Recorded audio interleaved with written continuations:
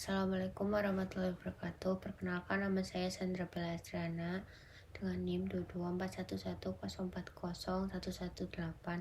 kelas 3 MPIC. Di sini saya akan menjawab pertanyaan UAS pengembangan kurikulum yang diampu oleh Bapak dosen Nur Halim.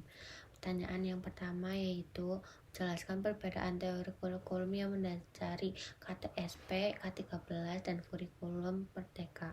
Perbedaan teori kurikulum K13, KTSP, dan kurikulum Merdeka terdapat beberapa teori yang mendasari. Yang pertama, KTSP adalah kurikulum operasional pendidikan yang disusun dan dilaksanakan di masing satuan pendidikan di Indonesia.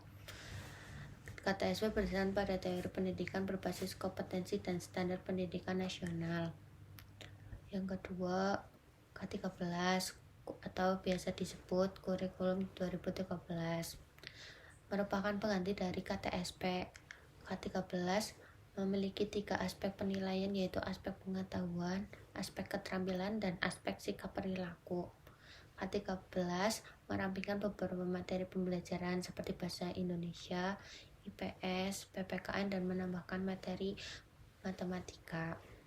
Yang ketiga, kurikulum Merdeka adalah kurikulum yang dapat disesuaikan dengan kebutuhan belajar dan kesiapan masing-masing satuan pendidikan.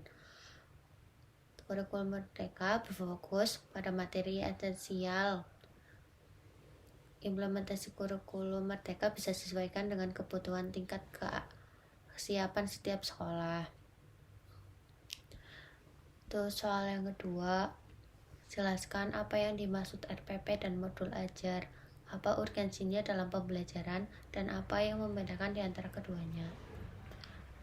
Yang pertama, yang dimaksud RPP adalah rencana yang disusun oleh guru untuk mengarahkan kegiatan pembelajaran peserta didik dalam upaya mencapai kompetensi dasar.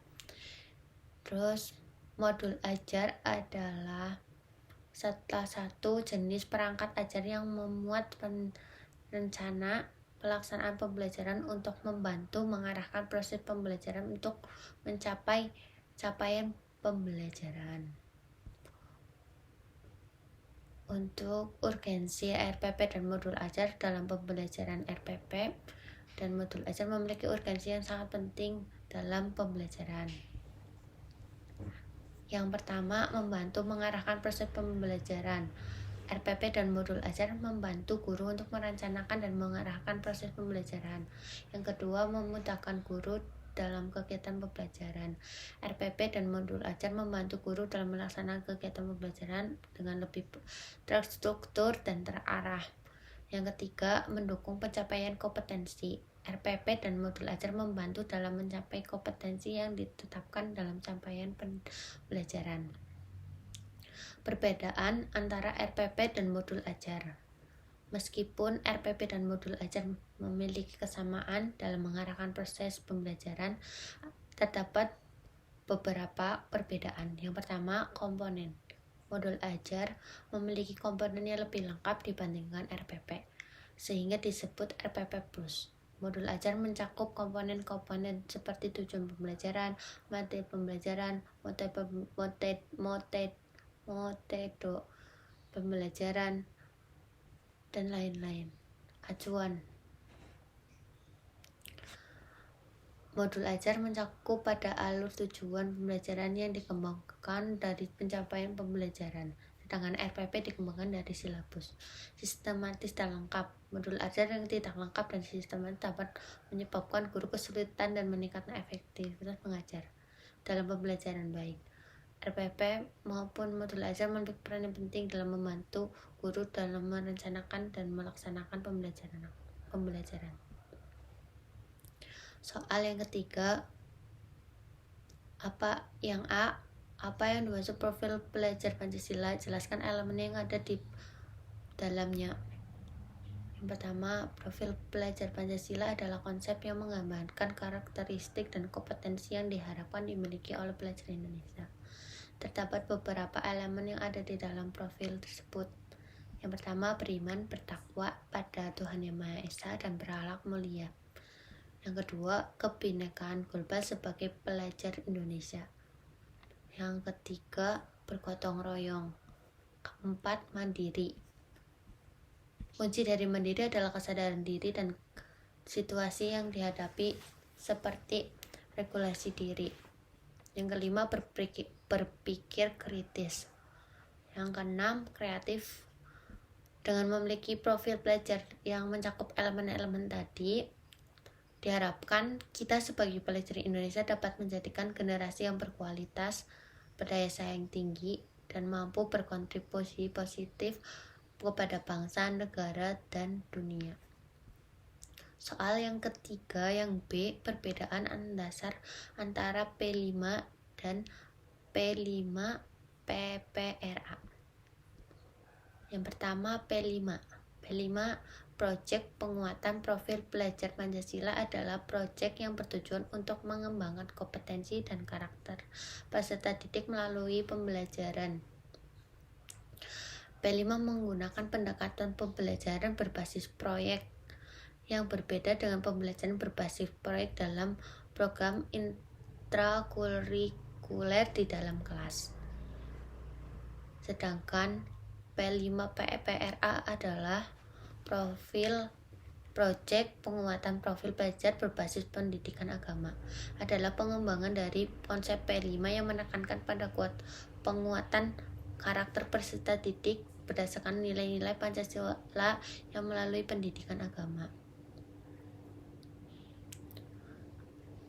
Jadi perbedaan mendasar antara P5 dan P5 PPRA adalah bahwa P5 adalah proyek yang bertujuan untuk mengembangkan kompetensi dan karakter peserta didik melalui pembelajaran kelompok tentang isu-isu penting dalam konteks nyata. Sedangkan P5 PPRA adalah pengembangan dari konsep P5 yang menekankan pada penguatan karakter peserta didik berdasarkan nilai-nilai Pancasila melalui pendidikan agama yang melibatkan tema-tema tertentu dari mata pelajaran khusus.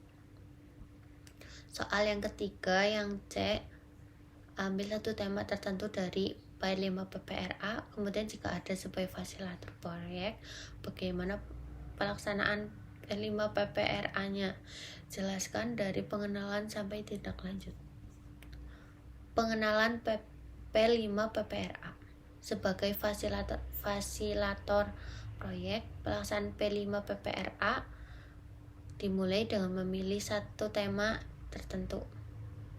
P5 PPRA adalah suatu pendekatan yang digunakan untuk mengidentifikasi, menganalisis, dan mengelola risiko dalam proyek secara proaktif.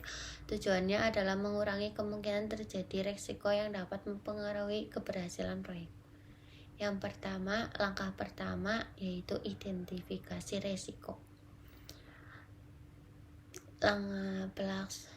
Risiko dapat berasal dari aspek proyek seperti teknis lingkungan, keuangan, dan lain-lain. Fasilitator proyek perlu melibatkan tim proyek dalam proses identifikasi risiko ini.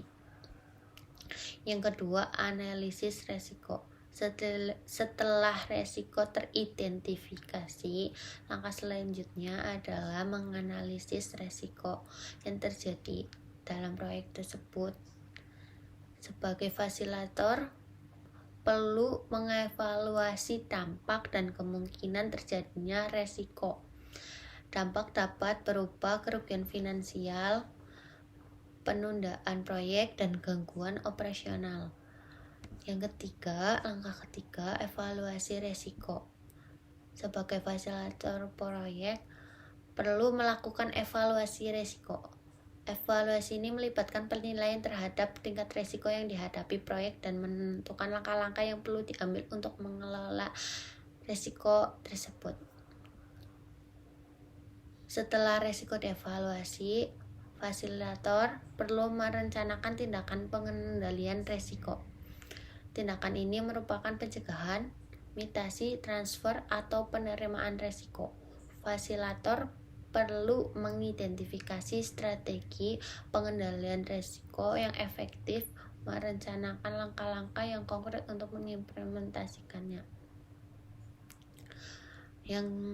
Setelah perencanaan tindakan pengendalian risiko selesai, fasilitator proyek perlu melaksanakan tindakan yang melibatkan langkah-langkah yang telah direncanakan untuk mengurangi atau menghilangkan risiko yang teridentifikasi. Fasilitator juga perlu memastikan bahwa semua anggota tim proyek terlibat dalam pelaksanaan tindakan pengendalian risiko. Monitoring dan tindak lanjut adalah langkah terakhir dalam pelaksanaan P5 PPRA. Adalah monitoring dan tindak lanjut terhadap tindakan pengendalian risiko yang dilaksanakan. Fasilitator perlu memantau efektivitas tindakan dan pengendalian risiko dan melakukan penyesuaian jika diperlukan. Jika risiko masih ada yang muncul, risiko baru, fasilitator perlu mengambil tindakan lanjutan untuk mengelola risiko tersebut.